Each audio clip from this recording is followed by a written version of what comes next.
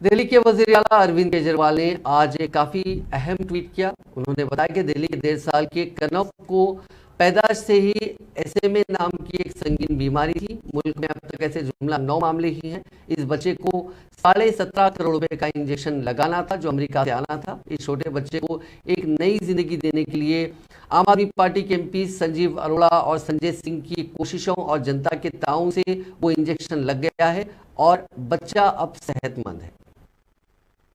Strength नहीं थी, वो खड़े नहीं हो सकते थे, उनके पैर काम नहीं करते थे और धीरे धीरे वो जो बीमारी है वो ऊपर शरीर पे जाने लग गई। उनका धीरे धीरे एब्डोमेन भी जो है वो भी लाइफलेस होने लग गया, बैठने में दिक्कत होने लग गई।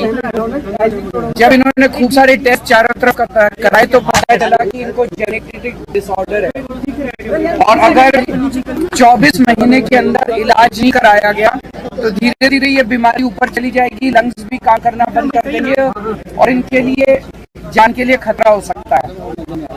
तो इन्होंने चारों तरफ पता किया तो पता चला कि इसकी एक ही दवाई है, एक इंजेक्शन है जो कि अमेरिका से आएगा और वो 17.5 करोड़ रुपए का इंजेक्शन है क्योंकि ये रेयर डिजीज है।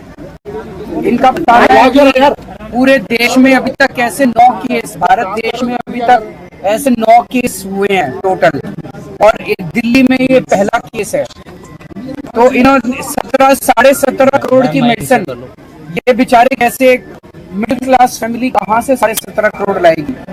तब इन्होंने हमारे एमपी संजीव अरोड़ा जी से संपर्क किया जो आम आदमी पार्टी के राज्यसभा के एमपी हैं।